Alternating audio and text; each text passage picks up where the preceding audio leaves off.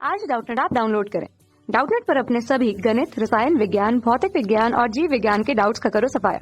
बस प्रश्न की फोटो खींचो, एक ही प्रश्न को क्रॉप करो और तुरंत वीडियो सोल्यूशन पाओ। अभी डाउनलोड करें। वह आवृत्ति बताए जिस पर दूरदर्शन सिग्नल संचारित होते हैं। उस परास के लिए व्यंजक निकाले जहां तक दूरदर्शन टावर द्वारा संचरित सिग्नल प्राप्त किए जा सकते हैं।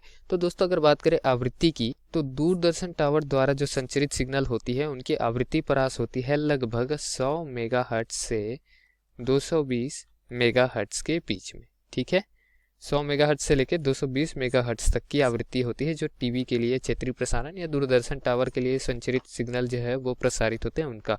ठीक है, ये परास का मान हमको मिल गया। ठीक, अब उसके आगे क्या बोला गया है कि व्यंजक उत्पन्न करने हैं हमको, किसके लिए?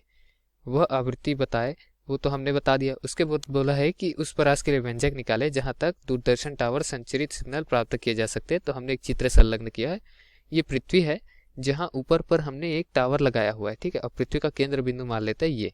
तो केंद्र बिंदु से अगर मैं ऊपर की ऊंचाई देखूं, ठीक है, पृथ्वी के केंद्र बिंदु से ऊपर की ऊंचाई को देख लूं तो मुझे क्या मिल जाएगी?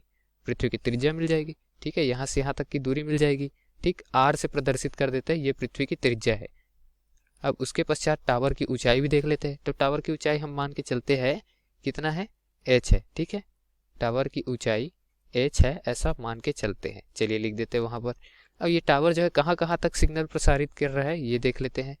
हमको परास देखना है तो परास निकाल लेते हैं कहाँ कहाँ तक कर रहे हैं। हम मान लेते हैं कि यहाँ स्पर्श जा तक ही करेगा, जहां तक स्पर्श जा होगा पृथ्वी पर इस ऊंचाई के लिए वहां तक ही करेगा। ठीक है, स्पर्श जा हम देख रहे हैं कहाँ पर आ रहा है, स्पर्श जा यहाँ पर आ रहा है। ठीक है, तो यहाँ तक करेगा, इसके आगे नहीं कर पाएगा। कौन से बिंदु तक करेगा दोस्तों? इस बिंदु तक करेगा, इस बिंदु के आगे नहीं कर पाएगा। ठीक है, कवर नहीं हो पाएगा एरिया।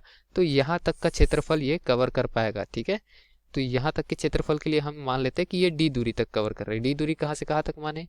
यहाँ से यहाँ तक। ठीक है, उसको भी दर्शा देते हैं। और ये क्या हो गया? इसको केंद्र से अगर मिलाए, ये केंद्र स्पर्शजा तक जा रही, तो स्पर्शजा की जो बिंदु है उसको अगर केंद्र तक लेकर जाए तो हमको क्या प्राप्त होता है? त्रिज्या प्राप्त होता है। और ये जो केंद्र तक गई है दोस्तों, चलिए इसको दिखा भी देते हैं हम किस तरीके से जा रही। इसको अगर हम लेकर जाए केंद्र तक तो ये हमको त्रिज्या प्राप्त होगी, ये तो हमको मालूम है। लेकिन क्या ये मालूम है कि स्पर्शजा वाली जो रेखा है उससे अगर त्रिज्या पर लंब डाले तो ये 90 अंश प्राप्त होता है। ठीक है, 90 अंश रहता है कुछ इस तरीके से। तो ये 90 अंश हमको प्राप्त हो गई। ये त्रिज्या हो गई, ये भी त्रिज्या हो गई, ये h हो गई। अब यहाँ पाइथागोरस लगा सकते हैं। कैसे? ये जो त्रिज्या है और ये जो ऊंचाई है इन दोनों को जोड़ देंगे तो ये कर्ण हो जाएगा। किसका? ये समकोण त्रिभुज का, जिसका आधार d है या r आधार मान सकते हैं। जिसको आधार मानोगे लंब दूसरा हो जाएगा। d को आधार मानो तो r लंब हो जाएगा, r को आधार मानो तो d लंब हो जाएगा। क्योंकि यहाँ पर हमने कोण इसको थीटा नहीं माना है, इसको भी थीटा नहीं माना है, तो कोण के ऊपर निर्भर करेगा कि किसको आधार या लंब मानिएगा। खैर, कर्ण को छोड़कर बाकी दोनों का वर्ग ही होना है। ठीक, तो पाइथागोरस लगा देते हैं यहाँ पर। कर्ण कौन सा है? पृथ्वी की त्रिज्या धन टावर की ऊंचाई r धन h। तो इनका वर्ग जो होगा वो बाकी दोनों के वर्ग के बराबर होगा। d की घात 2 धन r की घात 2। क्यों? क्योंकि ये समकोण त्रिभुज है। कोण कहा कितना मिल रहा है? 90 अंश का मिल रहा है। ठीक है, आगे हल करेंगे तो r की घात 2 धन h की घात 2 धन 2rh लिख सकते हैं। बराबर क्या हो जाएगा? d की घात 2 धन r की घात में 2। r की घात 2 एक दूसरे को क्या कर देंगे? Cancel out. ठीक, एक दूसरे को काट देंगे। अब उसके पश्चात हमारे पास क्या बचेगा? d का मान बचेगा। ठीक है, तो d की घात 2 का मान क्या लिख सकते हैं? d की घात 2 का मान लिख सकते हैं h की घात 2 धन 2rh। d का मान लिखना है तो घात 2 हटाकर मैं वर्गमूल लगा दूंगा।